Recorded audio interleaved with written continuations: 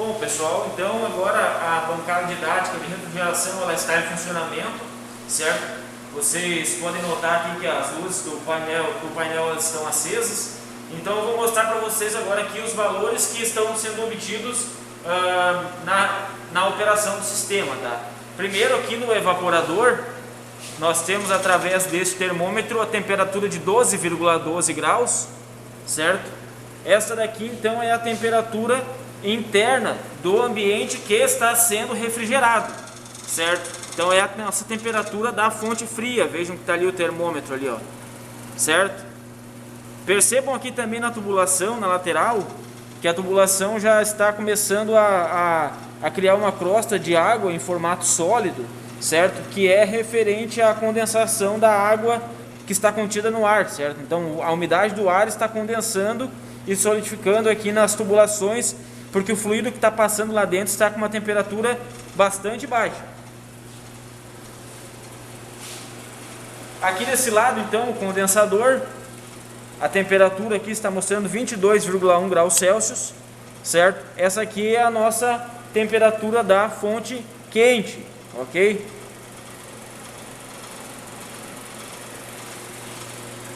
Aqui no painel então nós temos duas temperaturas sendo mostradas, que são a de cima 11,6, é a temperatura medida na tubulação do fluido antes dela entrar no evaporador. E aqui nós temos a temperatura do fluido quente, certo? Antes dele entrar no condensador. Vejam que o 20,8 está abaixo de 22,2 e 11,6 está abaixo de 12,2, ali que são as temperaturas que estão marcando na fonte fria e na fonte quente, certo? Vamos às pressões agora. Então aqui nas pressões, ó, primeiro, manômetro de saída do condensador. Aqui nós vemos que a pressão ela está aproximadamente 8 bar, ok? Aqui está marcando 8 bar de pressão na saída do condensador. Na entrada do condensador, ela está um pouquinho maior que 8 bar, ou seja, na saída do condensador a pressão é menor do que na entrada, demonstrando o que é a perda de carga na prática, certo? A perda de carga que é produzida no condensador em função da resistência que ele gera à passagem do fluido. A perda de carga nada mais é do que queda de pressão, certo? Já no evaporador, então, nós temos aqui uma pressão aproximada na entrada do evaporador de 1 bar, enquanto na saída do evaporador nós temos uma pressão um pouco menor que 1 bar. O manômetro não tem escala suficiente para a gente contabilizar com exatidão esse valor, mas a gente consegue perceber visualmente que ele está um pouco menor do que 1 bar. E isso é referente à perda de carga entre a entrada e a saída, certo? Aqui no visor de líquido, então, nós podemos ver que tem o líquido circulando aqui dentro, certo? O que é coerente, isso demonstra que a quantidade de fluido que tem no circuito circulando está adequada.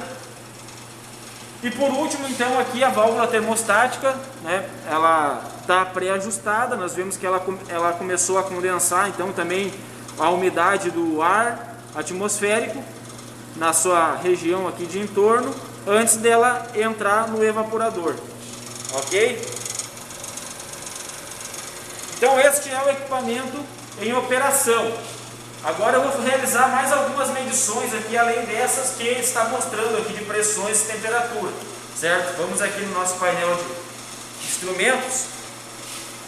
Eu vou utilizar primeiro um multímetro para fazer a medição da tensão de alimentação do compressor. Então vou usar a escala aqui de 750 volts, que é uma escala adequada para medir 220. Vou colocar o multímetro aqui em cima.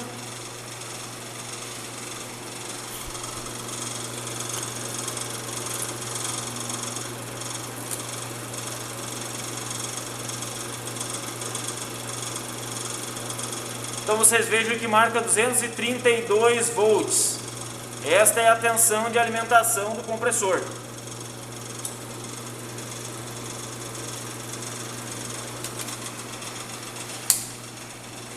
Vou utilizar agora um alicate amperímetro. Aqui está o modelo dele, para fazer a medição da corrente de alimentação do compressor. Essa corrente é uma corrente baixa, provavelmente abaixo de 20 amperes. Então eu vou fazer a medição aqui diretamente no cabo.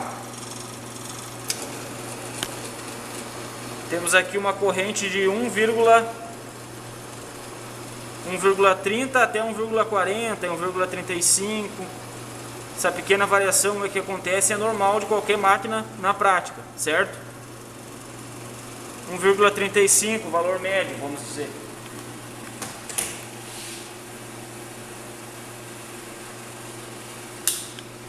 Uma terceira medição que eu vou realizar então vai ser as velocidades do ar no evaporador e no condensador, ok? Então para isso eu vou usar o anemômetro, certo? O anemômetro de turbina, Minipa.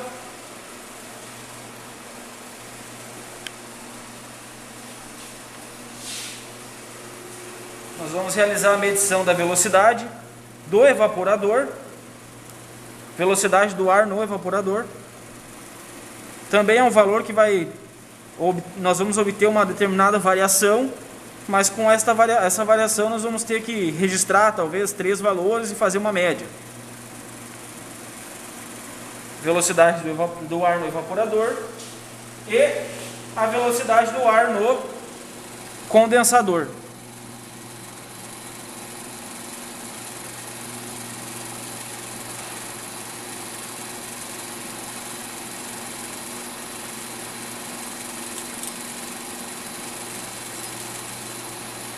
Certo?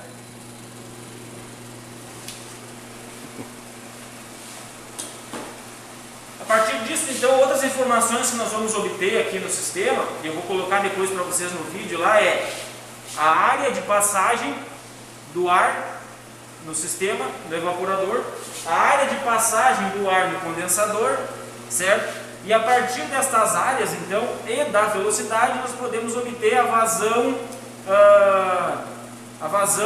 volumétrica, que a vazão volumétrica vai ser a velocidade vezes a área de passagem. E com base na vazão volumétrica nós podemos obter a vazão mássica posteriormente, considerando a massa específica de acordo com a equação de estado, certo? Então, maiores detalhes nós vamos avaliar na sequência. Bom, pessoal, quanto à área de passagem aqui, a área de entrada de ar para o evaporador, tá?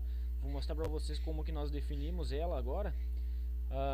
Se vocês repararam lá no vídeo, eu mostrei, então o evaporador ele é envolto por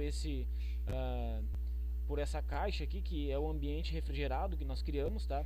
E para permitir a entrada de ar, então foram criados 7 vãos aqui, tá? E esses 7 vãos, eles têm 7 aberturas, elas têm cada uma 20 milímetros de altura por 250 de largura. Então dessa forma a gente pode calcular a área de entrada de ar para o evaporador. Nós calculamos a área de uma abertura e multiplicamos por 7, ok? Então vai ter a área total de entrada. Precisa obrigatoriamente ser a área desses vãos, porque a velocidade foi medida aqui. Então a partir do momento que nós temos a velocidade e a área numa determinada seção, no local, nós podemos calcular a vazão volumétrica. Ok? Então este é o caso do evaporador. No caso do condensador, nós não temos aquele invólucro que foi criado ali como ambiente refrigerado. Então a entrada de ar para o evaporador ela é realizada diretamente pelos vãos que existem entre as aletas e entre os tubos, tá? Então é um total de 104 aletas com 1 milímetro de espessura cada. Elas têm a altura de 200 milímetros, que é a mesma altura total do trocador de calor, certo?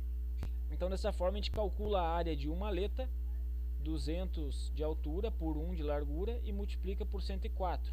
Então a gente obtém a área de passagem que é restringida pelas aletas. E os tubos, nós temos 7 tubos aqui também com um diâmetro de 10 milímetros. Então nós calculamos pelos 10 milímetros de diâmetro do tubo multiplicado pelo comprimento deles, que é 290, multiplicado pelo número de tubos. Nós vamos então obter a área que os tubos ocupam. Então nós obtemos a área de passagem do ar, subtraindo da área total a área de tubos e a área de aletas, certo? Então dessa forma nós conseguimos obter então o valor da área que fica disponível para a passagem de ar.